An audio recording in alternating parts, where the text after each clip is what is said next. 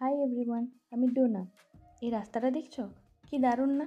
প্রতি বছর বর্ষাকালে এই রাস্তাটা এত সুন্দর লাগে না দেখতে। বৃষ্টির জল পেয়ে দুটো সাইড পুরো সবুজ হয়ে যায়।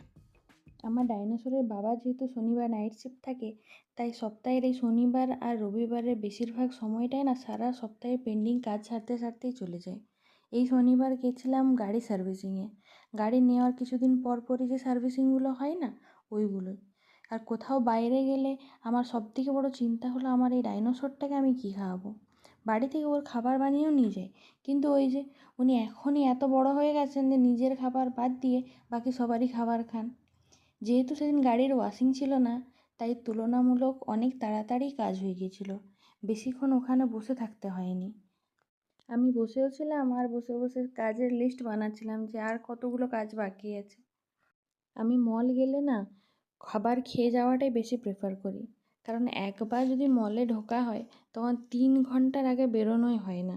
প্রতিবারই এরম হয়, 2-3টে জিনিস কিনতে ঢুকি আর কোথার থেকে যে সেটা 2টো কার্ট ভর্তি জিনিসপত্র হয়ে যায় বুঝতেই পারি না। তারপর সঙ্গে যদি আবার এরকম একটা দুষ্টু ডাইনোসর থাকে।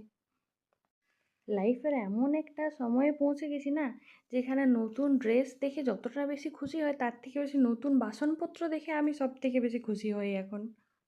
যাবার সময় যদিও বা বৃষ্টি হয়নি ওদিকে, কিন্তু আসার সময় রত্নাগিরিতে মোটামুটি আধ ঘন্টা ঝমঝমিয়ে বৃষ্টি হলো।